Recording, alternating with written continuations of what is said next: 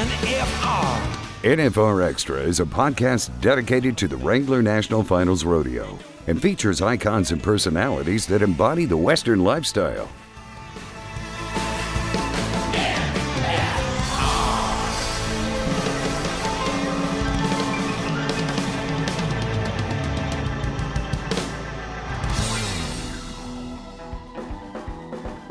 And there came a time where I realized when I took an inventory of myself and I looked at him and I thought, man, I'm giving about 50% than what that guy's given.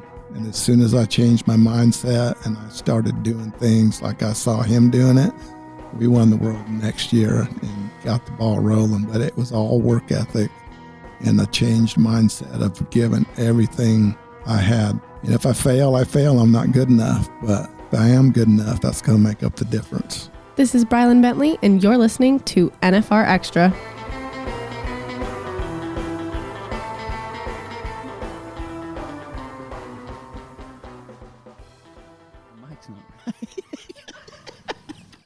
All right.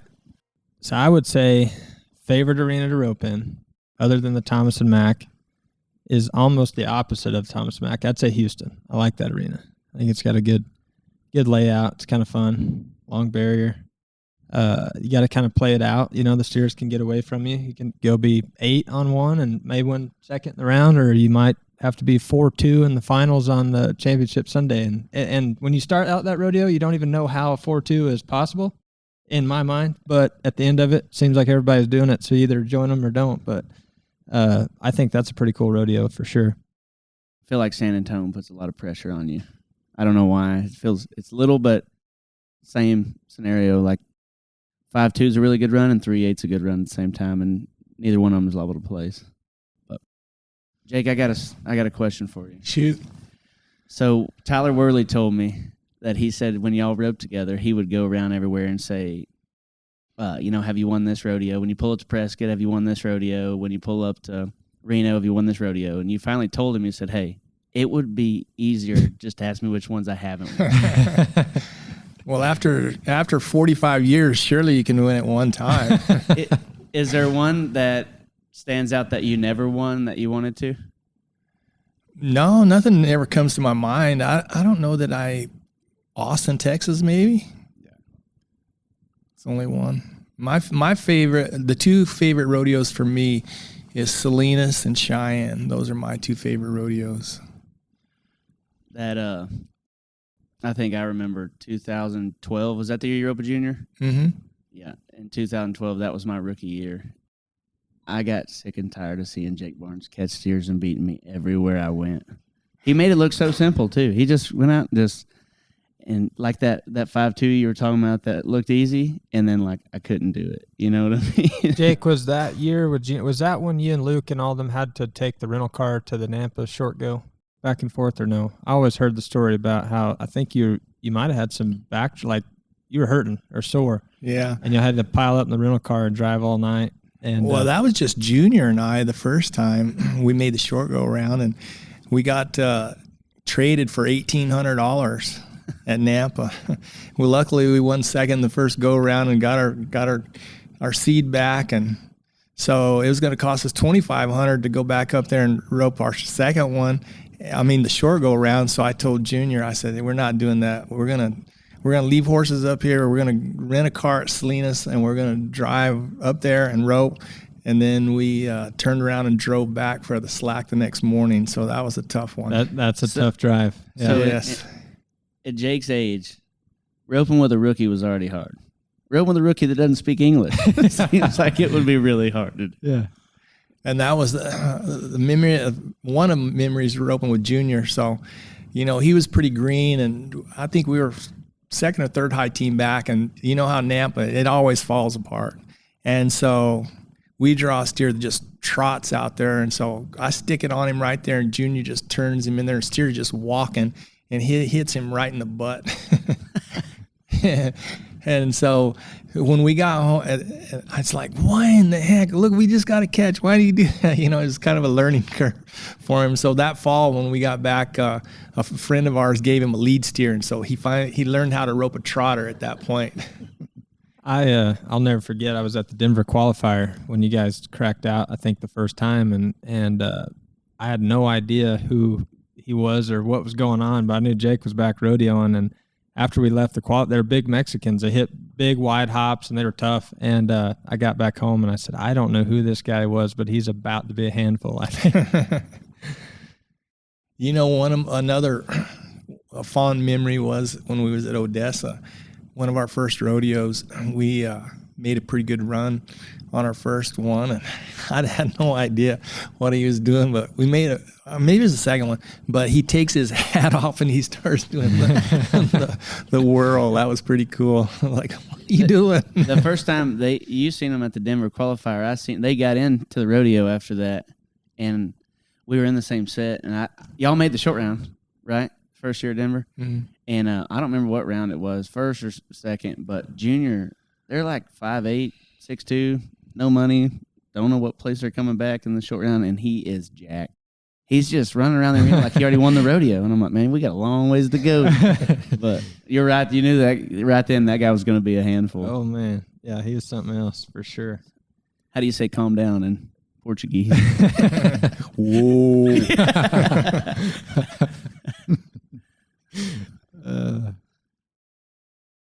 Champ, you were the dog for when did you start rodeoing? How many years did you rodeo all in? You were the dog for when did you buy I your can't card? even however many years it was. So like you saw every transition, I feel like you roped with a bunch of different styles on different steers and different evolution of a lot of things, from steer sizes to handling styles to horses you rode to the whole deal. What do you think, how much did you have to adapt over the course of your career? Like, did you make adjustments often, or do you feel like what you did was good enough for most of the course? Man, my career seemed like it was always a wreck. I was adjusting on a daily basis. But that was just kind of the nature of how I do things. I panic if I go to 4 or 5 rodeos and don't win, and I would always think it's got to be me, so I need to do something different. And sometimes I turn down the wrong road, but most of the time I turn down the right road and I made the right adjustments. And I was always a student of the game and a real fan of whoever the top guys were at that time. And I would just study them just nonstop. And when I get to go home and practice, I'd be trying the things that I saw them do and because that's how my career started, is trying to mimic the Camarillos and Walt Woodard and Alan Bach and the guys that were just ahead of me. And that process continued for 40 years. I take my phone and I watch Cowboy Channel today, and I'm videoing you guys and I'm studying you. And I kind of consult with a couple of your competitors out there, the big dogs, in secret, and they send me videos. And I'm analyzing runs and breaking them down, and my mind works that way. I love it. It kind of keeps me in the game. And but yeah, that's been the part of rodeo that has been the most fun to me, is that part of it, just trying to get better, trying to learn more about it. And it's amazing how much I still learn, things that I didn't realize, what makes this happen, what makes that happen. It's cool. Going back to one thing, I feel like that you said, I feel like your version of panic is much different than most people's version of panic. You said you panic. I feel like you do a great job. It was a calm panic. Yeah, there might have been stuff going on the inside, but it wasn't showing on the outside. And that's what I was talking about earlier. Like, I thought you were always great to look up to, because you didn't know how your day was going based off the arena. Outside the arena, you were still going to go about your day and conduct yourself in the same way no matter what. You couldn't have, if you saw you at lunch after the slack, you really didn't know whether you won first or missed to win the round. So What do you think the key element, or at what point in your career did you choose that over the alternative? Because we've seen the alternative, and I think the alternative has ruined more careers than has made or sustained. And to me, I think that's the most important thing that I see evaluating is how to live through it and not keep that attitude the center of your life. So at what point did you make that a priority? Well, I learned at some point that you got to take the highs and lows out of it so you can be on an even keel. And for me, it was looking at the big picture all the time, taken back to a 40,000-foot view of the circumstances and running the scenarios in my head. If you just compete and you're only thinking about winning, then when you lose, a big part of this is you're going to lose a lot. So if that's in your mind, then you're not going to be in a good mood, half the time at least, because you're going to lose. So I would run the scenarios of, I'm going to lose. I'm going to make mistakes, but I'm also going to win. So to me, doing that, if I fail, it takes that punch out of it. I'm already prepared for that. It's not a shock. So it's all in preparation, preparation and details and practice and all that, but also that's the mental aspect of backing in there and not being afraid to lose. That kind of turns you loose. And, sometimes we get in those scenarios where I'd rather have to be 4 flat or 3-8 than sometimes have to just go be 7 flat. Sometimes that just turns you loose to go be your best and get out of your own way. So in the end, yeah, it's a mental game. And, competing is not easy on your head, and it can derail you, and you can have a bad time at it and produces kind of a bad attitude or a sour attitude, or you can choose to look at things in a way and have a good attitude. I always looked at it like, those prisms that you look through those, and when you turn it, you get a different color and a different view. That's how I looked at life. If I just turn the perspective, bam, my perspective changes, and no, it's kind of a stupid way to do it, but that was my way. But going back, who did you make the NFR with the first time? Brett Beach. Brett Beach, and that was 81? 81, 82, yeah. Your rookie year, you made it the first year? Yeah, that's a story. We won $1,699 at Scottsdale, and then we didn't win anything else, not $1. And I got to the last day of the 4th of July, last perf at Cody, last team out. And I told Brett before that rodeo, I said, if we don't win something, I'm going to have to go back to jackpot and then go back to the amateurs. I said, I'm busted. And lo and behold, he hooks one, and I go by, but I hook him, and we're 5 flat, and we win first. And from that point, we went right to Salinas, won Salinas, started winning, got on a roll, and got to Cow Palace, and we were in. And but yeah,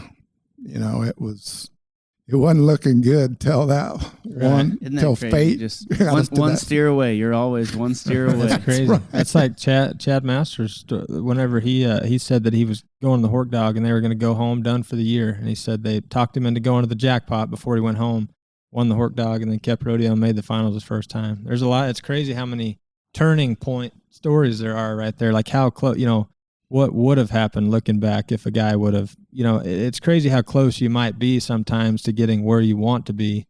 And it's not easy to see that. Right. My rookie year, I finished 17th, and I was like, man, just a couple more bobbles here and there, and I'll line that out. Well, 5 years later, I finished 17th 4 times and went home once. And in 2016, I'm like, all right, I'm done. I'm just going to stay home. And I treated it more like a vacation. We went to like 4 rodeos over the 4th. I had like 10 grand won after the 4th of July.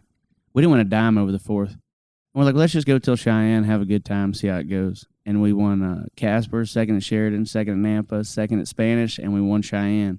And I was like second in the world, and we wasn't even entered anywhere else. We had zero plans, and yeah, we literally, that's when the Champions Challenges started. We got into them in the Northwest, and because that was the only thing you could enter late. So I went to like Pueblo to the Champions Challenge or something and placed there, and headed on to Kennewick. So for like 3 weeks, I was third in the world and wasn't entering anywhere, and I got in a little bit of a panic mode up to then. But when did y'all decide to rope together, you and Jake? Well, Jake was roping with Alan, and I was roping with Brett, and we were buddied for a couple of years there.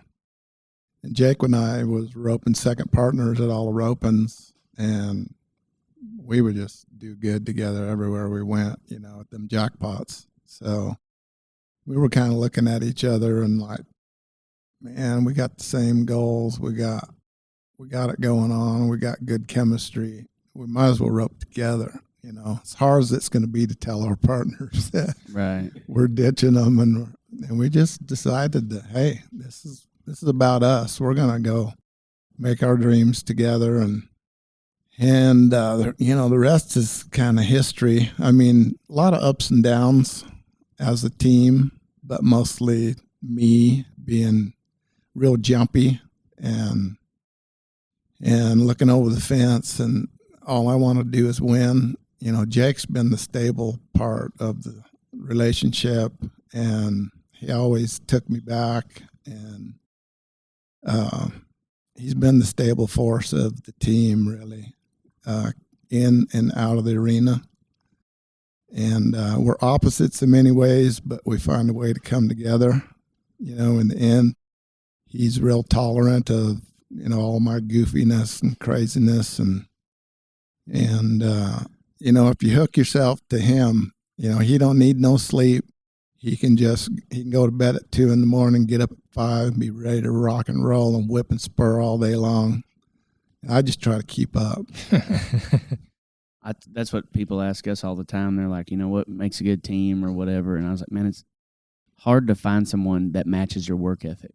You know, I think that was one thing I would say is like, you could tell y'all were driven so long ago. Just like one of y'all's roping tapes was one of the first ones, wasn't it, that came out? Yeah. What was that one called? Winning Edge. Winning Edge. And then I had that tape, watched it a million times, and then The Journey. I watched that one a ton too. Do y'all still make money off those? You get royalties off those still? They coming in? It's minimal, but yeah, checks still come in. Checks in the mail. Yeah. All right, man. That's our plan next.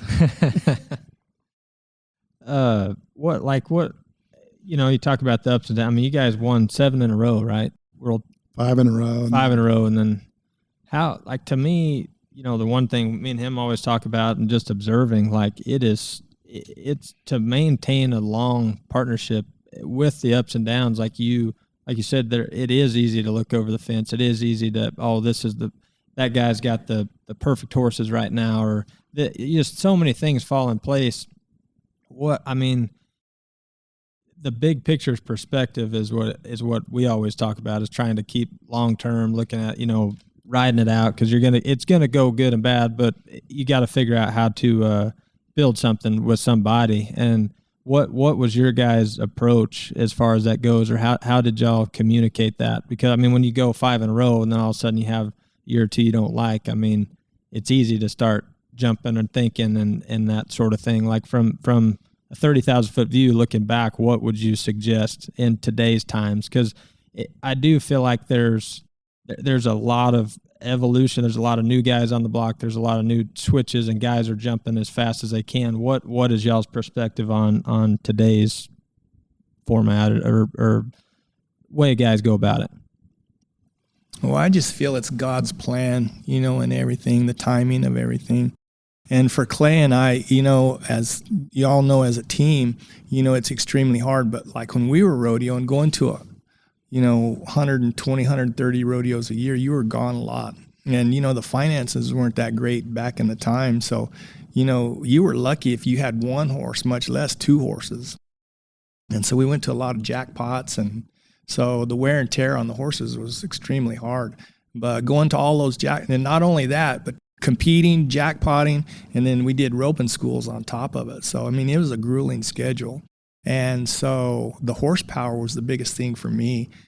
Throughout your career, you might have 2 or 3 great horses, but the other times you're just riding junk trying to get by, until the next one comes along. So for me, it was always the search, of finding horses to be able to stay in the game.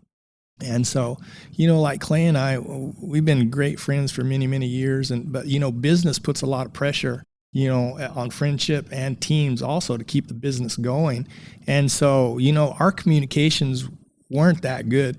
We lived right next door to each other when we would practice. And I would ride over to his house. He had the arena. I'd lead probably 5 horses over there, and we'd start off. And we never did really talk about our runs or anything. We just roped. I mean, we just roped 100 steers a day right out the arena, and he'd say thanks, and I'd tell him thank you. And, he'd do all the and I'd do all the trading, book the airline tickets. So there wasn't a huge amount of communications at that point, and I would suggest that, as a team, like you say, have a game plan, because, our longevity, we actually have a business, that we're taking care of.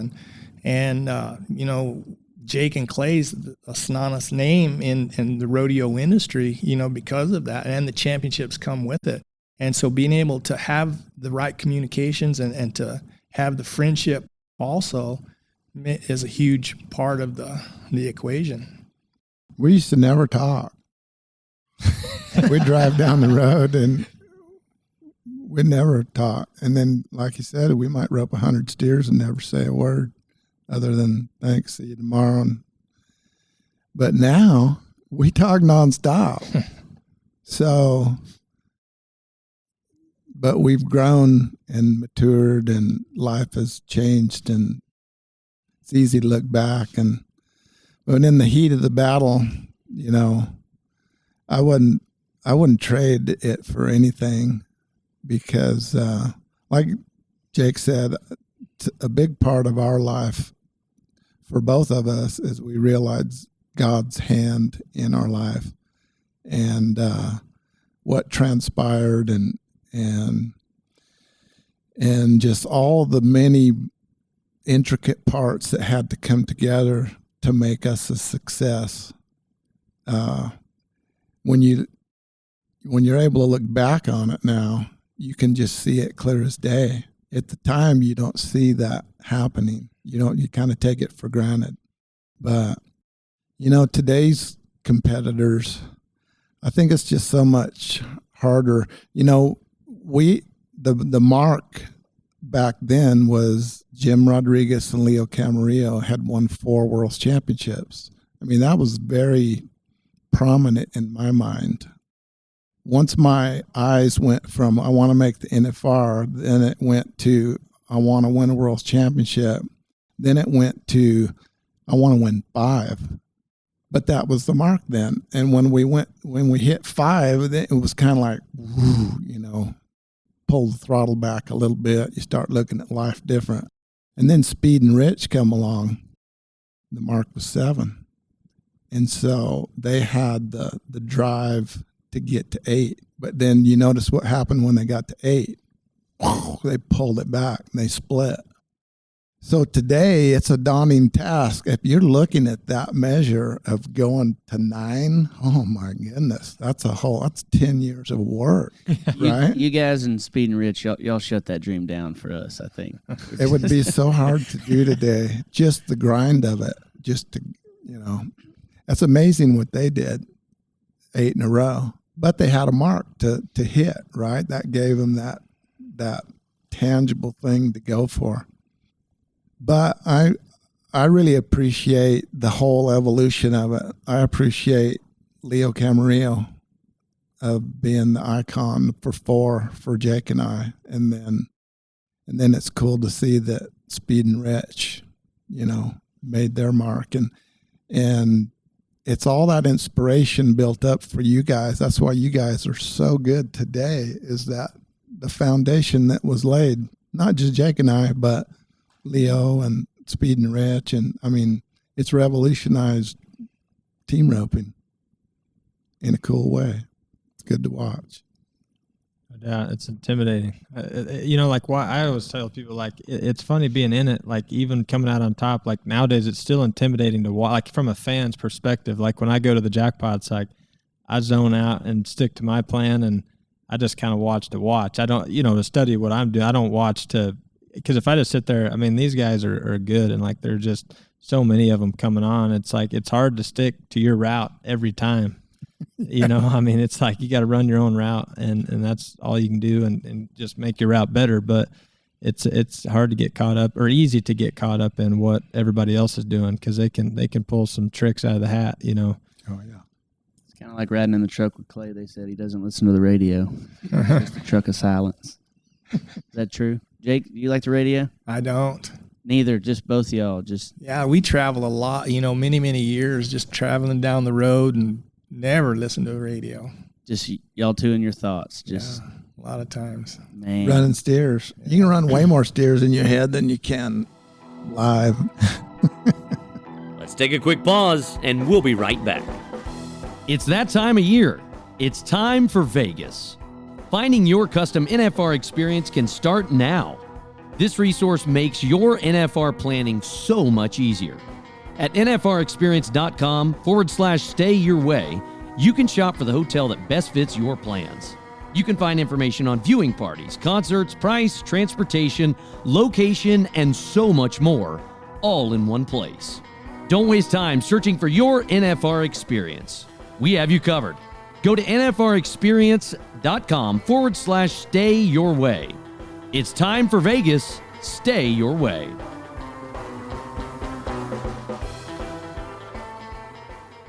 Could you imagine? That's really wanting it, though, honestly. Because now you got your toter home and your giant trailers and air ride this and that and Tempur-Pedic mattresses, and you're trying to do it now. Back then, just 14 hours straight of silence to run one steer. Wasn't it? And you run up there and you split the horn. Had to be 7 to place and split the horns. That would have been me. I would have went home first week. But it was a lot of them was first and last, right? The rodeo. So like you might have to go to Denver at the beginning and then wait the whole time to run the second one. Like it wasn't very convenient scheduling either. And nowadays, like we have a ton of jackpots. Like I feel like it is intimidating in a way, but then it's also we're spoiled in a way. Like you don't win today, you got tomorrow. You don't win tomorrow, you get the next. Like we get to compete all the time. We can rope ourselves in and out of a slump before we can turn a circle. You know what I mean? And back into slump the next day. Like we get to compete a lot. And like I know y'all competed a lot, but like there wasn't that many. We go to 4 jackpots a week sometimes 5 or 6, like every day around Stephenville. It seems like, and at least a few. And I feel like y'all's schedule was very, just like that. You go to Denver and miss the first, you got to wait 7 days or whatever, 10 days, however long it is to run your second one. And then it's like you're running it to go around, and then you might have 3 months before an actual good jackpot, and you're going to the next rodeo and back. So, there's a lot of different, things that go into that seems like would be even more mentally daunting, I think, back then in my mind. 'Cause like, it's easy for us to, I say easy, like it's just, we get to compete a lot. And to me, that always makes me, look forward to the next one versus just grueling it, grinding it out before you get another shot at a good opportunity. Yeah, just winning like the BFI and then a month later is the next roping. Like just the week alone of the BFI, we can rope for 10,000 4 days in a row before leading up to it, and then the same thing at like Houston, where there really wasn't much going on. Just that week is like the Lone Star Shootout and our rope and all that. Every roping pays 10 or 20,000, and it's Thursday through Sunday, So I would feel like that would be a lot more pressure to practice for 3 months to run those 5 steers for $50,000. Well, it's got to put more pressure on the big events in my mind. Because there was very few. It was even like as you guys like the U.S. Open, the BFI. The Survey maybe and the Spicer, there was 5 or 6. Wendy Ryan back in the day was big, but you guys didn't have 10 big jackpots a year, hardly.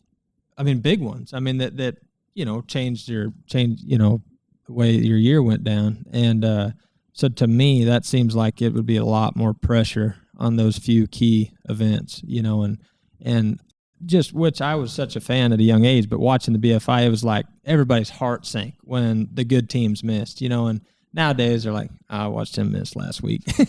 He just missed it. I was at that rope and he missed. I think it made it where, too, It's not like, that many people come and watch the Opens like they used to, because they can watch it on their phone. So they, like the Wendy Ryan and stuff, like nobody goes to watch anymore like they used to. Well, back in the day, when we first started rodeoing, there was unlimited amount of rodeos that you could go to. So we would compete a lot. We would travel a lot. So we competed a lot at rodeos, going to 120 rodeos. Can you imagine doing that nowadays? And driving to most of them? Yeah. 100, I think 108 was the most I got to when the All-American finals counted. Yeah. 108 of them or something was the most I ever got to. Yeah, because you had to go to 30 little rodeos. Yeah, 30 little rodeos. And that was a lot. It felt like a lot. And I mean, I was young and tried it on, but yeah, I can't imagine 120 every year for however many years. We were used to competing for small money, though. I mean, but that was all we knew, We went to a lot of 250 added, 500 added, 1,000 added, just nonstop. And then the smaller jackpots, and we was trying to go somewhere all the time. So, but yeah, it's twice the load on you guys now. I was talking to somebody the other day that's like, it would seem so convoluted and like so enormous that all the things that's available for you guys to go to, as like how to keep that scheduled and how to decide what you're going to go to.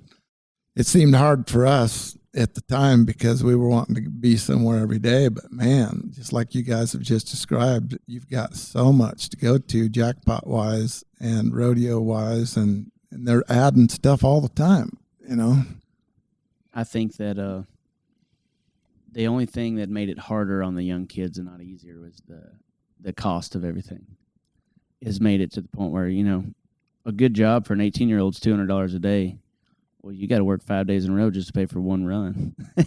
You know what I mean? That's where you pay your membership and your diesel and everything else to get there. So I remember going over the 4th of July in 2012, I needed like $2,200 to go.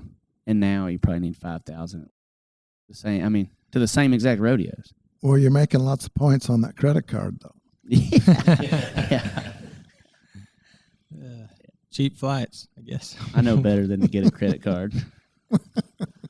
Well, and back in the day, too, there was no sponsorships, when we first started rodeoing.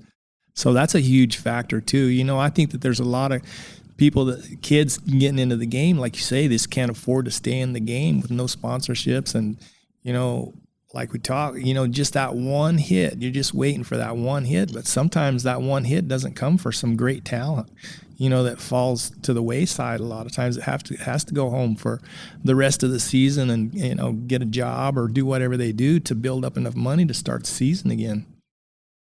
No, I agree completely. In 2013, I was like maybe 20th in the world. Still had a pretty good chance to make it. And I was $10,000 in debt, and the banker said no more. And I went home and went to work, figured it out the next year. So nowadays I couldn't imagine the cost. You know what I mean? It's literally tripled since in 10 years, much less from back then to now.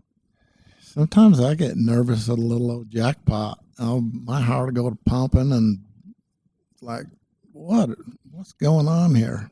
This sounds bad, but I get more nervous the more work I put in to get somewhere. Like if I drove to Reno by myself and it was a one-hitter, and I drove in silence, I would be so nervous when I ran that steer. more than if I just flew over there and missed or caught. It's like the work ethic you put in. Like when we go to the American, it's 45 minutes down the road, and we were up for 100,000. I'm missing. Like, well, whatever. But I would be more nervous if I drove to Panoka for the short round. I don't know why, but the more work I put in to get somewhere makes me more nervous. Yeah, nerves work in a weird way. Early on, as a kid, when I started competing, and I could feel, my brain and my body starting to feel different because of pressure. The way I looked at it was, well, I'm sure everybody feels the same thing I'm feeling. And that's why I'm here. I like that feeling. Yeah. So there's no sense in being scared of it. I might as well just roll with it and let it benefit me. And then, to me, I think, just breathe. Just be calm and breathe and go do your best. And so that kind of just sets a calm demeanor and a focus on what you're about to do. And yeah, your heart might be pumping fast and your brain's trying to tell you things, but you got a job to do. Just go do it. You may do good, you may do bad, but I see kids nowadays that really, are devastated by messing up, and you're not going to, if you mess up so bad, you're probably not going to quit, right? Next week, you're going to be entered up somewhere else.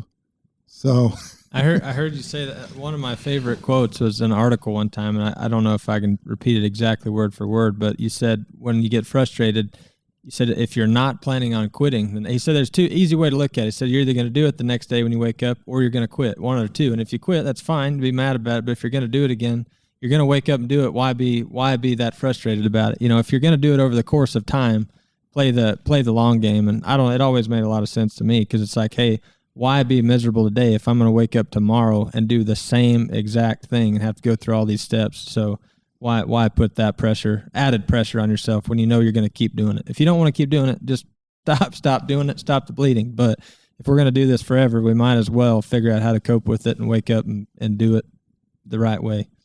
Yep. The frustration of all team ropers, how many people ever quit?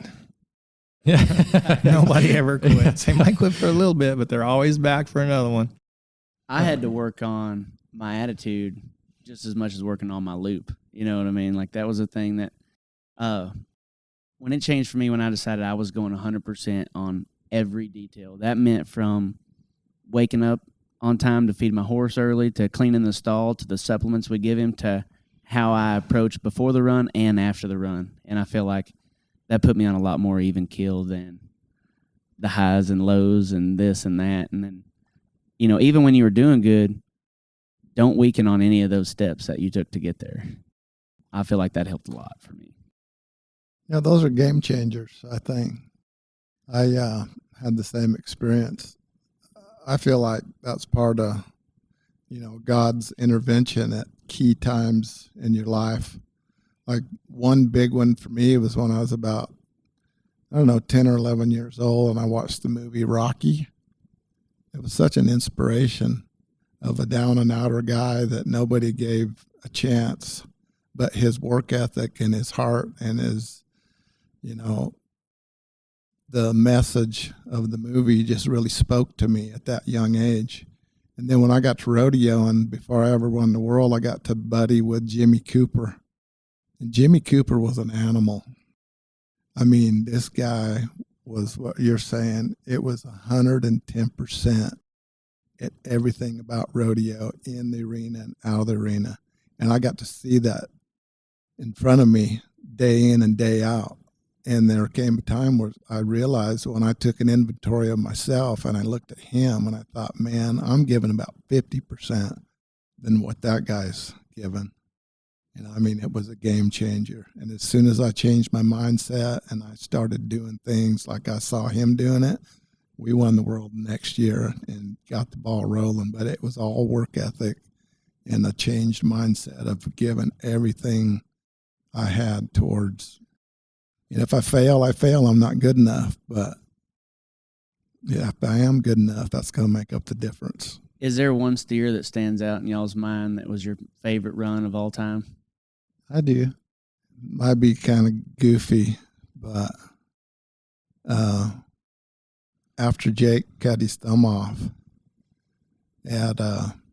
with Corey Kuntz, Jake and I roped together again, and we went We went all year. We had a good year. We placed a lot.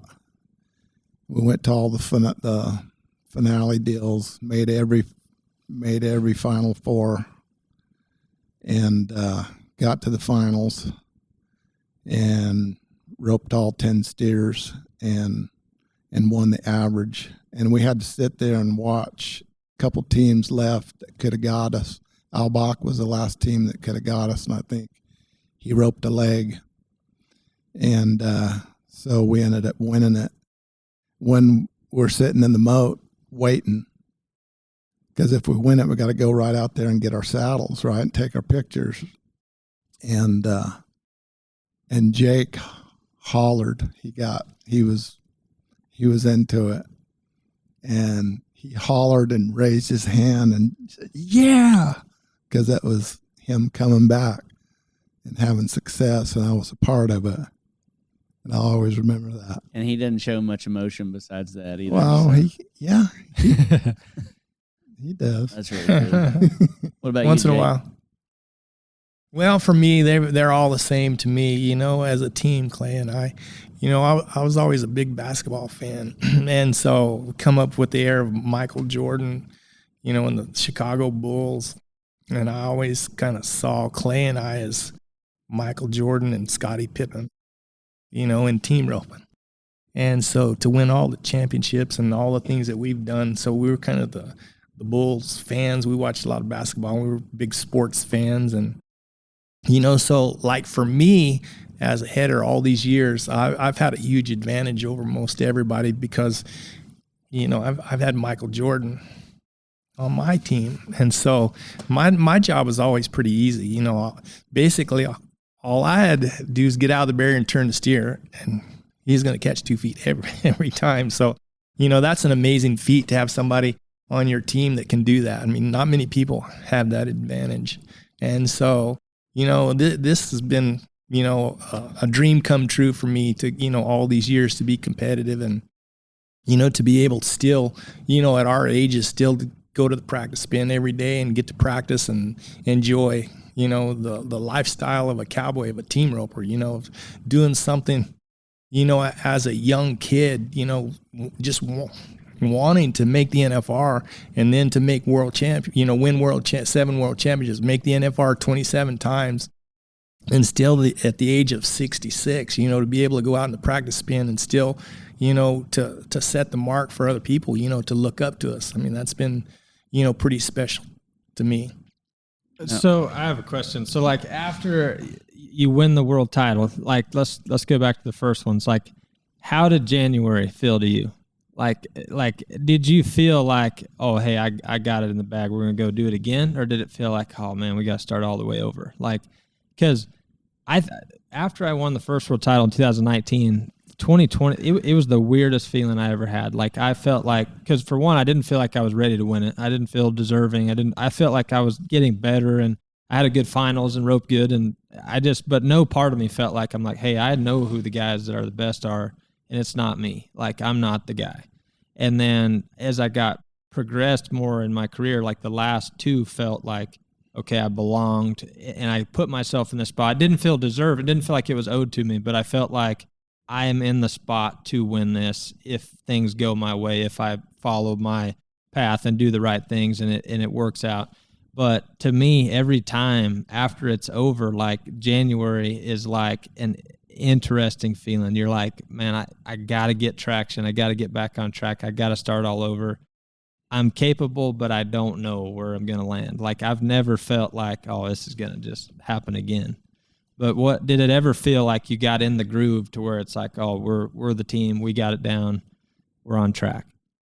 You know, for me personally, that second year was a weird feeling, you know, after the first championship, because I really thought it was important for me to back it up with another one, that the first one wasn't a fluke, you know.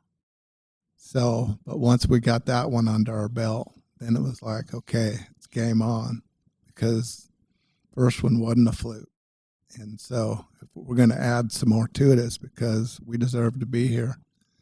But you're right. Going to Odessa, is a weird feeling because it's like everybody knows it's game on because they're all in the mix too. Yeah. So it's like we're going to butt heads all year. But that's the fun part too. Yeah. It's that there's a fun part of that's like, I can't wait to get back in this race because at the end, you know, it's going to get exciting. Yeah. Yeah, it was interesting. Like the first year for me, that fall and winter, like I mean, I was just kind of like in shock. Like I didn't know how to take it. I'm like, man, it's like too good to be true. Like it just fell in my lap. I want it.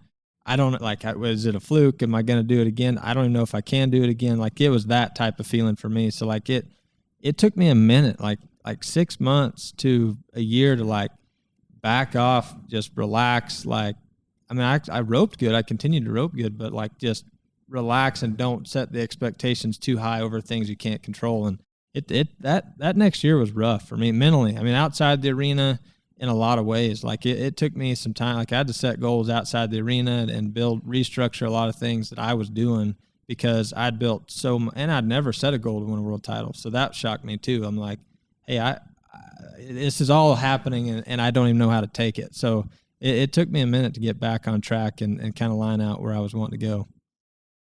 It's an interesting feeling. Well, I think a lot of times too, you know, after you've won a couple, you know, then you're under the microscope. People look at you a lot different, you know, and then multiple and, you know, year after year, then I kind of felt that, you know, people were starting to root against us. You know, to start with, you know, everybody was for you, way to go. Dethrone you a little bit. Yeah. And then, you know, year after year after year. And at the end, boy, it's just like, and not in a mean way. I don't think people are pulling against you, but it just feels like. Just excited when the other guy beats you. Exactly. Yeah. Man, we're sick of you guys. Yeah. We want somebody new in here. See, that's how I feel about Wesley all the time. You know what I mean? He just one-ups me with everything. Yeah. So we're sitting in there after we won the first world title, and we're sitting in the media room, and they say, well, Tyler, you won one, yada, yada, yada. I'm like, yeah, I never thought it would, whatever. And then they're like, Wesley, this is your second one. What does it mean to you? He's like, well, it's always good to win two to prove the first one wasn't a fluke. And I'm over here, and I'm like, all right, well, I better win two now. Yeah, no, it's been a roller coaster to say the least, but it was pretty cool to pull it off 2 times. You know, I can't imagine 7 like you guys. I actually don't think I'll ever get to 7, so. One at a time, man. Just one at a time. One day at a time. One day at a time. That's right. Back to Wesley. He just one-ups you with everything you do. You know what I mean? Like, I got 2 buckles. He's got 3. I had another kid. He had a 3rd one. So he just everything he does, he one-ups you just a little bit. You know what I mean? You guys are a little more even keel than us. Wesley's an elite status. Oh yeah, I'm telling you, everything he does. Yeah, right. I built a house. He built a bigger one.